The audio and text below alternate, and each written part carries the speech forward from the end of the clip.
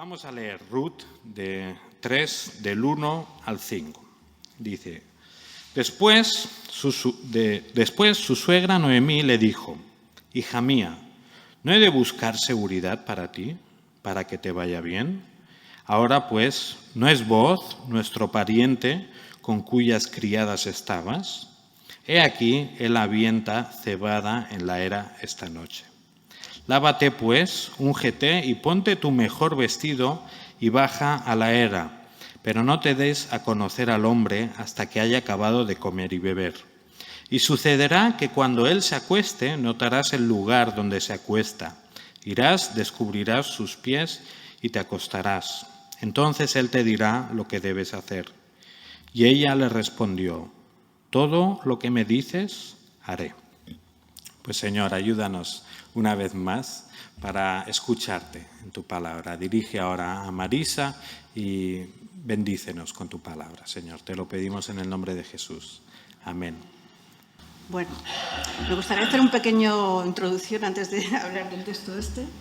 Y me alegro mucho de lo que hemos cantado porque tiene mucho que ver, ¿no? Cómo Dios guía los pasos y cómo Dios es nuestro gran Redentor. ¿Se oye?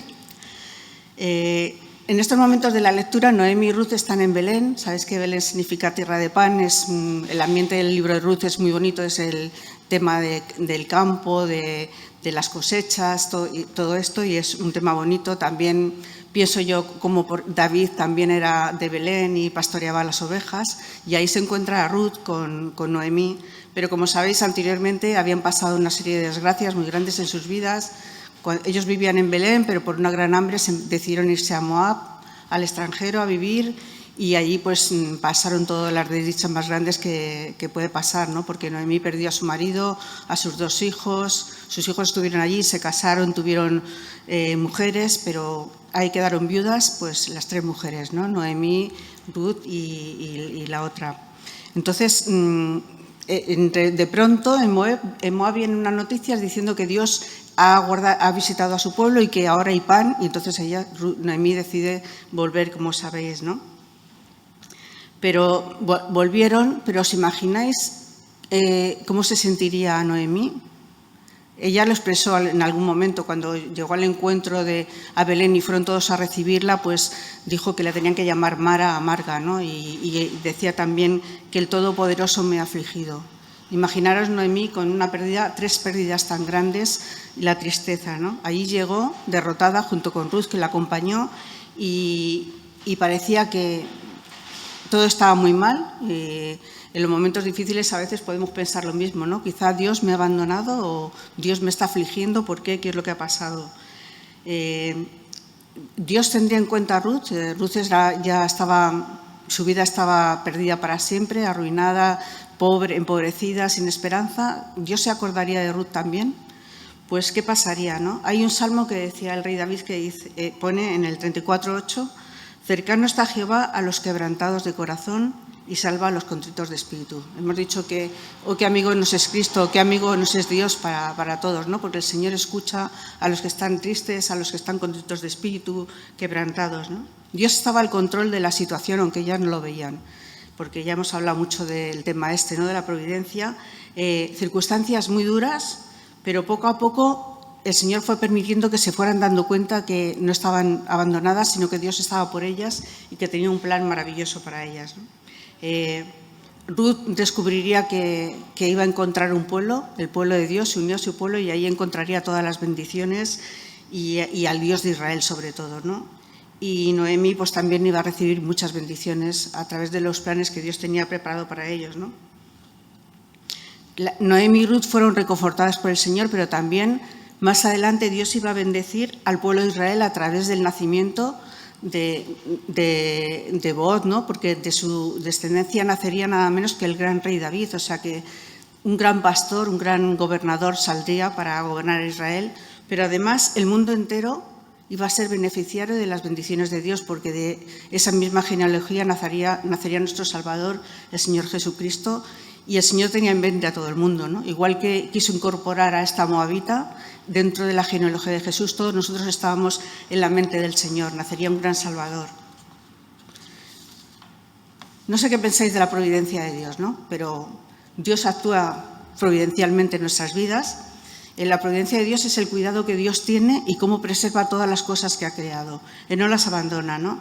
Dios está gobernando con sabiduría en todo lo que hace y no hay nada, por muy grande que sea, que se le escape de su control. No hay nada más poderoso que Él controla todas las cosas. Si creó el universo, pues Él es el Señor de todo lo creado, pero tampoco Dios se olvida de las cosas pequeñas, que a veces podemos pensar, guau, ¿por qué voy a decir al Señor esto? Qué cosa más tonta, ¿no? Pero Dios se preocupa. Si Dios creó los insectos y se preocupa de ellos, Dios se preocupa. No se le escapa de su cuidado ni las cosas más pequeñas tampoco, ni nuestras pequeñas preocupaciones. David mismo dijo en uno de sus salmos, el 34, que es un salmo precioso que habla del cuidado de Dios. El versículo 5 dice, los que miraron a Él fueron alumbrados. El versículo 15 dice, los ojos de Jehová están sobre los justos y sus oídos atentos a sus oraciones. El Señor está pendiente de su creación. Y el 22 dice, Jehová redime el alma de sus siervos. Y eso lo decía David en este salmo porque él lo pudo experimentar, como Dios le cuidó en momentos de persecución, en momentos muy peligrosos, ¿no? Así que como él experimentó eso, dijo en este mismo salmo unas palabras para invitar a todos los demás para que pudieran reconocer que Dios era bueno, ¿no? Y el versículo 8 dice, gustad y ved que es bueno Jehová, dichoso el hombre que confía en Él. Nosotros vemos las cosas desde nuestra perspectiva, pero Dios actúa en un plano mucho más superior que nosotros y nunca, nada de lo que podamos hacer, incluso nuestros actos que puedan ser erróneos, van a frustrar los planes que Dios tiene hacia el mundo y hacia su creación. Cuando Adán y Eva pecaron, no se frustraron los planes de Dios. Dios tenía preparado un plan de redención. Así que el Señor conduce la historia, la vida de sus hijos, la vida del mundo, la vida de todos, hacia un fin y se cumplirá. Y nosotros esperamos ese momento, ¿no? Que un día estaremos con Él y el Señor reinará para siempre. Pensamos en Ruth, ¿no? Ruth, una mujer extranjera, pero también cómo fue escogida, ¿no?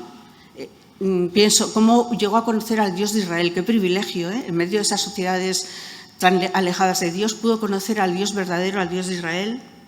Y yo creo que la influencia de Noemí, la influencia de la familia de Noemí, luego más adelante, como hemos visto cómo va conociendo a Booz, también un israelita, pues yo creo que eso transformó su vida, ¿no? Ella decidió seguir al Dios de Israel y también el testimonio marcó su vida. Y yo pensaba lo importante que es, ¿no? Que nuestras vidas puedan ser unas vidas que impacten en los demás, el impacto que puede tener una persona piadosa hacia la gente que no conoce a Dios, ¿no? Y ojalá que el Señor nos ayude a estemos tan cerca del Señor, que los demás puedan ver ese reflejo de Dios y puedan desear amar a ese Dios que nosotros amamos.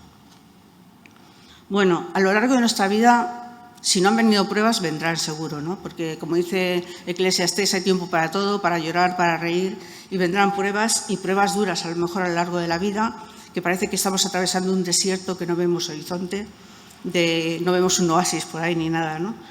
Pero en algún momento del camino nos vamos a dar cuenta de que Dios está con nosotros, de que nos coge de la mano, que nos habla con cariño, que nos explica las cosas con cariño y que con la mano nos guía otra vez hacia su camino, ¿no?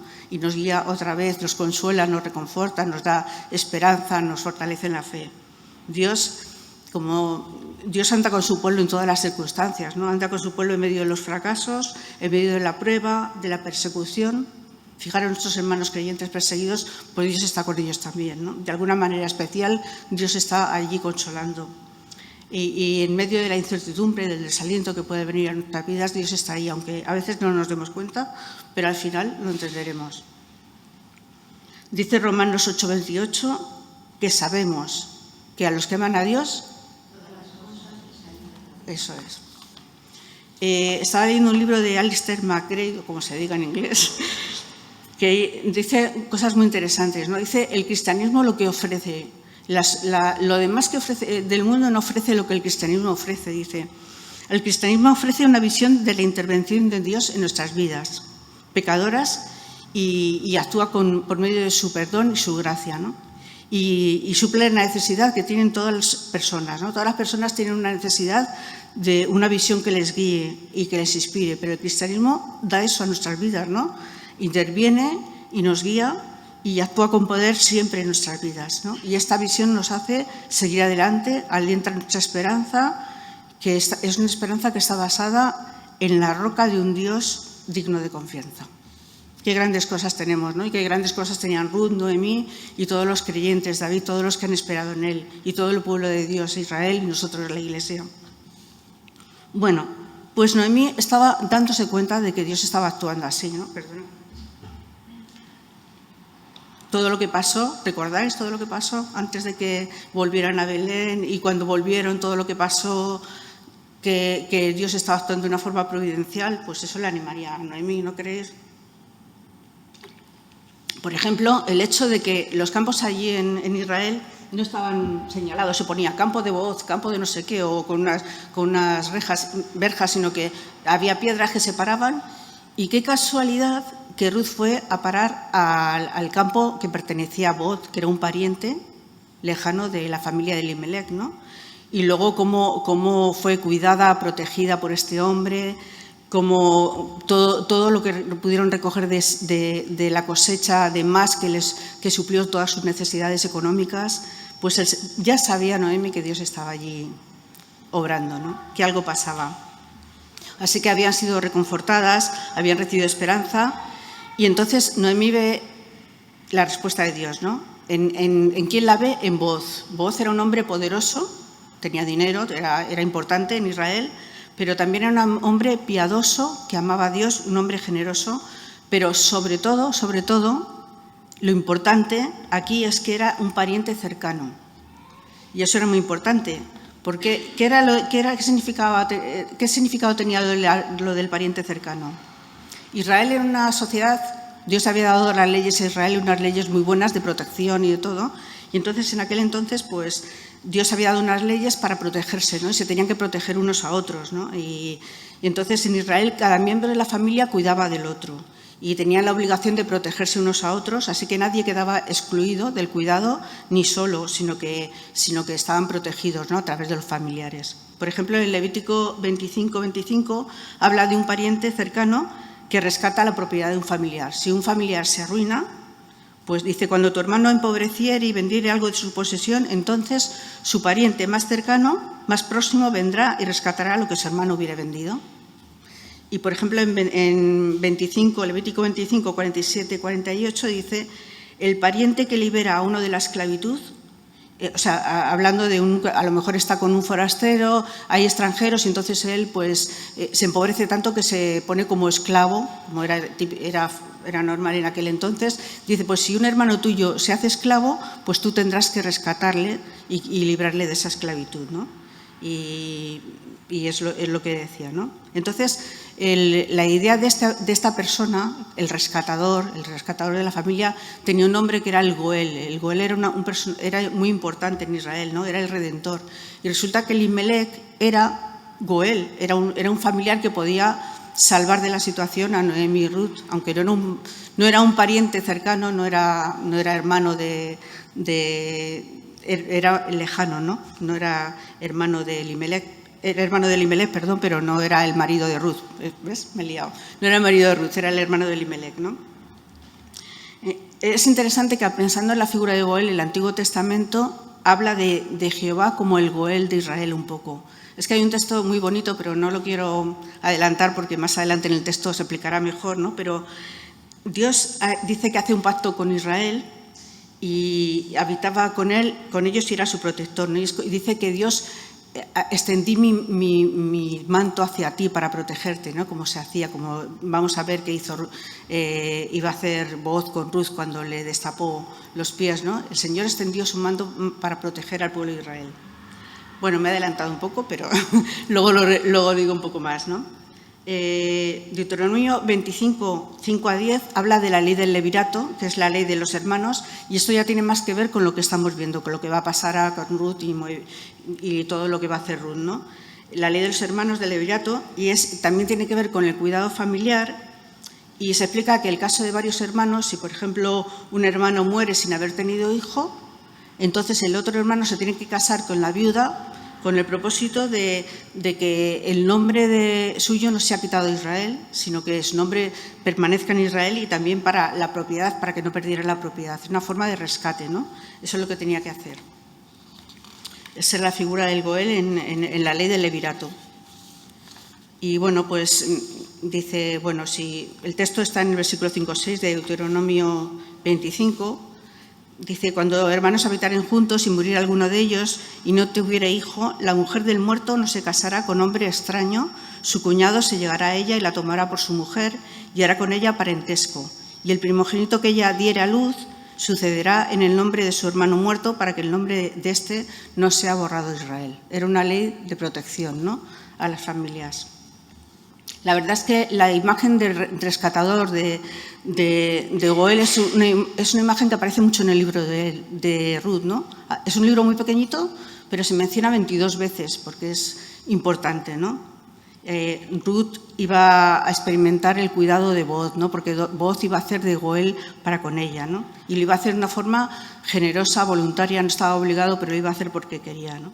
Y entonces yo pensaba, Booz también, ¿no? Booz es un ejemplo de nuestro Redentor Jesucristo, ¿no?, nuestro Salvador. Podemos decir que es el Goel que ha venido a rescatar a la Iglesia, ¿no? Él ha venido a darnos también esa protección, esa salvación que necesitamos. De una situación de ruina y de pecado, de la raza humana, Él ha venido hasta aquí para poder rescatarnos, ¿no? Por ejemplo, Juan 1, 14 y 16 dice que Dios se encarnó, habitó entre nosotros, vimos su gloria, y de su plenitud hemos tomado constantemente, ¿no? De su plenitud ya hemos recibido todos gracia sobre gracia. O sea que el Señor Jesús ha sido como nuestro protector que ha venido a rescatar a su pueblo también, ¿no? Bueno, ya mirando el texto que hemos leído, pues ya es corto, ¿no? Yo me imagino a Ruth con una gran sonrisa, a Noemí, perdón, con una gran sonrisa diciendo, uy, esto pinta muy bien, ¿no? Yo creo que ya se había dado un poco cuenta de que Booz estaba un poco enamorado de Ruth, ¿no? Porque ya por el cuidado que tenía de ella y tal, pero sobre todo estaba contenta porque sabía que Booz era un pariente, que era el que podía ayudarles, ¿no? Así que era la época ya del final de la cosecha, de la cebada. No sé si alguna vez habéis estado en el campo con la cosecha y tal, pero tiene que ser interesante, ¿no? Y entonces Noemí le dice a Ruth, mira, Booz ya se va a ir pronto porque ya acaba todo y ya se va a recoger todo y se marchará, pero esta noche está allí, porque normalmente por las noches, cuando ya estaba todo el grano pisado y aplastado y tal, lo cogían con el palo ese una pala de esas, lo levantaban y entonces con la brisa se separaba lo que era la paja del otro, ¿no?, del trigo. Entonces lo hacían más bien por la tarde, noche, porque había más brisa y entonces el aire hacía que la labor fuera más fácil. Luego también Booz estaba allí porque era, claro, el final de la cosecha, era importante, pero Booz después se marcharía. También se quedaba a dormir allí porque, claro, podría haber muchos ladrones que fueran a quitar el grano, como pasa aquí muchas veces entre los olivos y todo eso, ¿no? Entonces tenían que quedarse allí para proteger que no robaran y también para aventar, ¿no?, para aventar el trigo, que lo levantaban y hacían eso, ¿no? Bueno, entonces Noemí le da instrucciones, dice, ¿no es verdad que Booz es nuestro pariente y que has estado trabajando con las criadas? Pues mira, esta noche estar allí, hay que aprovechar la oportunidad. Tienes que hacer lo siguiente, ¿no? Y le da unas instrucciones un poco extrañas. Le dice, te lavarás, te ungirás con aceites aromáticos y te pondrás tu mejor vestido. Baja la era y esperas hasta que Booz haya comido y bebido y te acuestas. Y fíjate muy bien dónde se acuesta, porque claro, irá de noche, que no se vaya a equivocar, ¿no?, que se fijará dónde Booz se acostaba. Y entonces allí, cuando llegues allí, te vas a los pies, el manto con el que está tapado lo destapas y te acuestas allí, ¿no? Un poco raro, ¿no? Pero es que eso era lo normal en el pueblo de Israel, eran las costumbres que tenían y era pues para pedir matrimonio, ¿no? Lo que Ruth iba a hacer era ir al campo para pedir matrimonio de una forma especial a Booz para que la cogiera como su Goel y la protegiera y la recogiera como esposa. O sea, era una forma simbólica de pedir esto, ¿no? Y, bueno, romántica, podemos decir, ¿no? El caso es que dice Noemi que dijo, madre mía, ¿no? Dice, pero dijo que iba a hacer todo lo que Noemí decía, ¿no? Y era peligroso porque era de noche, iba a ir sola, además ella era extranjera, se podían meter con ella, no sé, su reputación, se le veía por ir de noche, pues su reputación podía ser tocada, podría ser que Booz la rechazara, ¿no? O podría ser que alguno quisiera abusar de ella, ¿no? Pero Noemí estaba tan firme en la confianza que tenía en su suegra que siguió adelante, ¿no? El testimonio de su suegra estaba tan segura, ¿no? También estaba segura de Booz, que era un hombre de Dios, que era un hombre íntegro, que era fiel. Y también estaba segura del Dios en el que estaba empezando a creer, ¿no? Que Dios estaba guiando todas las cosas y Dios iba a cuidar de todo eso, ¿no? Y estaba impactada por ese testimonio, como os dije antes, ¿no? Así que obedeció y siguió, ¿no? Y bueno, yo pienso también que muchas veces en los pasos que damos de fe hacia el Señor, en las cosas que hacemos en nuestro caminar con el Señor, si los damos, si somos capaces de dar esos pasos de fe, descubriremos las maravillas que Dios quiere hacer en medio de nosotros, ¿no? Pero tenemos que dar esos pasos de obediencia y de confianza, ¿no? Bueno, pues eso hizo Ruth, se le fijó muy bien dónde se acostaba, se puso los ungüentos, que hay algunas versiones, por ejemplo, la versión de los 70, para ungüentos habla de mirra, y la mirra era una cosa que se ponían los novios en las bodas, ¿no? Es un poco un lenguaje de bodas, ¿no? Lo que pasa es que esta boda iba a ser diferente, era una boda levirática, ¿no? Por levirato, ¿no? Entonces iba a ser distinto, ¿no? Y lo que os decía antes, que me había adelantado, pues eso, que Jehová se presenta en el Antiguo Testamento como eso, ¿no? Como el Redentor de su pueblo, y hay un versículo que dice eso, ¿no? Que extiende su manto para protegerles, porque Noemí le pedirá cuando se despierte Booz, que eso vendrá después, le dice, extiende tu manto sobre mí, ¿no? Protégeme, cásate conmigo. Pues eso es lo que Dios ha hecho con nosotros, ¿no? Y bueno, pues en el Nuevo Testamento también Dios ha hecho un pacto con su Iglesia de protección, de cuidado, un nuevo pacto, ¿no? Y utiliza una imagen para hablar de la Iglesia, que ya sabéis cuál es, ¿no? La esposa. Una imagen que habla de cercanía, de amor, de cuidado, ¿no? Jesús es nuestro rescatador, nos ha rescatado del pecado, de la muerte, del vacío, y con él celebraremos también una gran fiesta, la fiesta de las bodas del Cordero, ¿no? Así que, y hay un versículo en Apocalipsis 19, 7 y 8, que habla de la esposa que se ha preparado, y lo cantamos, ¿no? Se ha preparado y se le ha concedido que se vista de lino fino, limpio y resplandeciente. Y en Apocalipsis 7:9 se habla de una gran multitud, la cual nadie puede contar, en la cual estaremos nosotros, gracias a él, delante del trono y en la presencia del Cordero, vestidos con vestiduras blancas. Así que Dios ha extendido su manto sobre nosotros, ha establecido un pacto de salvación, y podemos decir con mucha confianza y con mucho gozo, como decía el salmista, en tus manos están mis tiempos, Él nos guiará aún más allá de la muerte, ¿no? Y quería terminar con un himno muy bonito, solo 2 estrofas cortas, porque a mí siempre me impresiona cuando lo leo, ¿no? Dice, oh amor de Dios, su inmensidad el hombre no podría contar, ni comprender la gran verdad que Dios al hombre pudo amar. Oh amor de Dios, brotando está, inmensurable, eternal, por las edades durará inagotable caudal. El Señor nos bendiga. Gracias, Marisa, por compartir la palabra, y ya vemos que de unos pocos versículos podemos sacar muchas verdades. Y ahora pues queremos responder al Señor en oración, y qué bonito sería, ¿no?, que como Iglesia en este caso podamos, y como Iglesia y cada uno de nosotros, ¿no?, responder al Señor siempre de la forma que Ruth respondió a Noemí, ¿verdad? Todo lo que me dices, haré. Qué bien nos iría, ¿verdad?